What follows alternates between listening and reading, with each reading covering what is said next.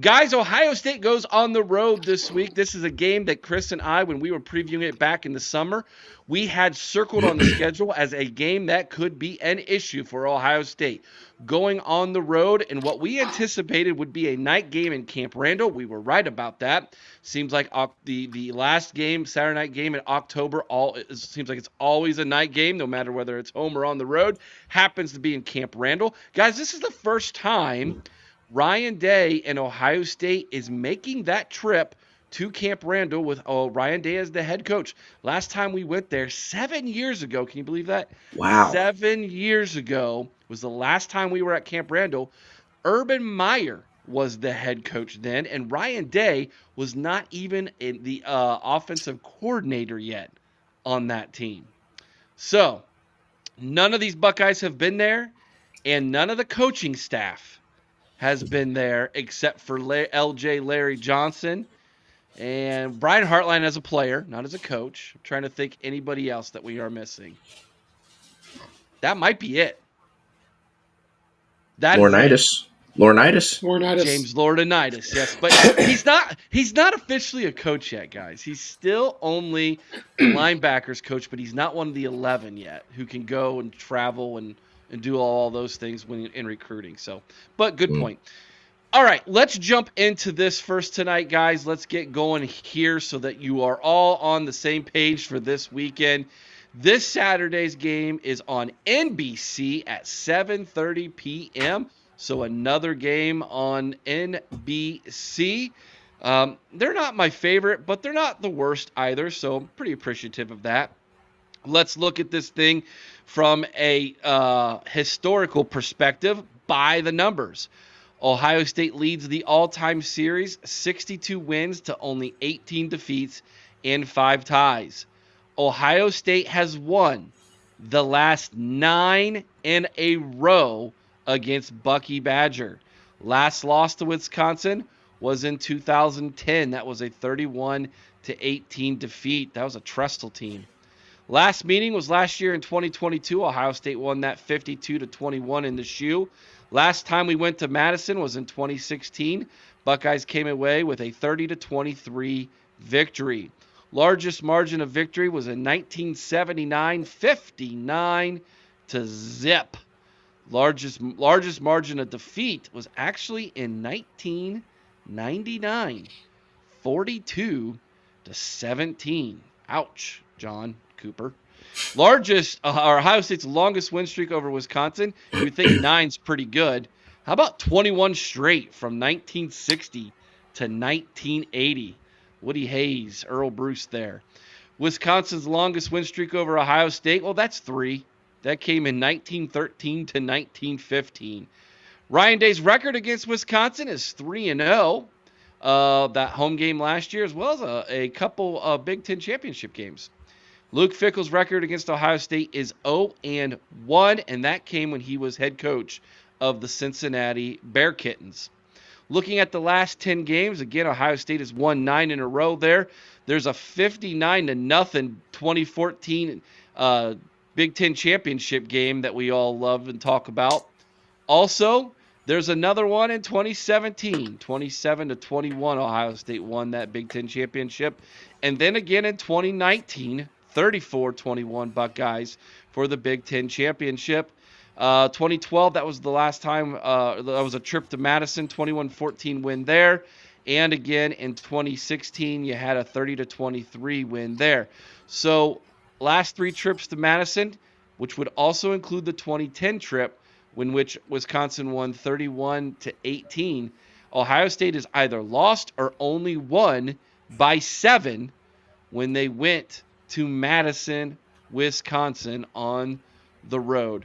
Chris, let's look at this statistically tonight. You want to begin with the Buckeyes or the Badgers? Now let's start with the Badgers tonight, Eric. I always start with the Buckeyes. Let's change it up. Sounds good. Okay, so the Wisconsin Badgers come in. They average 396.9 yards per game on offense.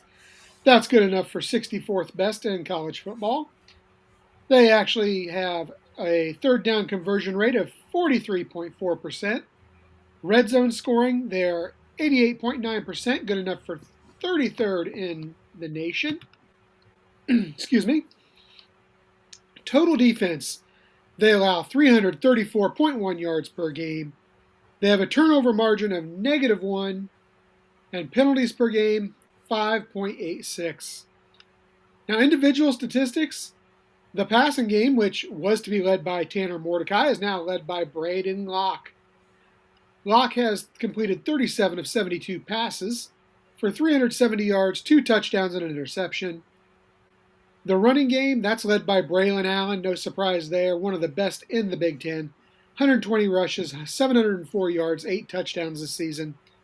Will Pauling is their top receiver with 37 catches, 398 yards, and a touchdown. Defensively, well, they're led in tackles but with 70 by Hunter Wohler. Sacks, Daryl Peterson has 3.5 to lead the team. Interceptions, 4 interceptions by Ricardo Hallman. Guys, this guy can track that ball. And defensive touchdowns, Hallman also has one of those as well.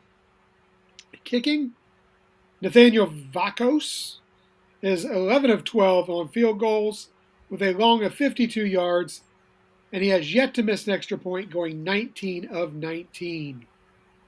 So let's switch over to Ohio State. Okay, following that big win versus the Nittany Lions last week, we actually gained just a hair on our total yards per game. We're at 431.9 yards per game. Good enough for 39th best in the nation. We are now completing 42.9% of our third down conversions. That's good for 45th. Red zone scoring, 82.1%. Total defense, this is where it gets good, guys. 260.1 yards per game we're giving up. That's 4th best in the nation. Turnover margin, we are dead even right now. We have a 0 turnover margin. And then penalties per game, we're averaging 6.57, which is 85th in the country.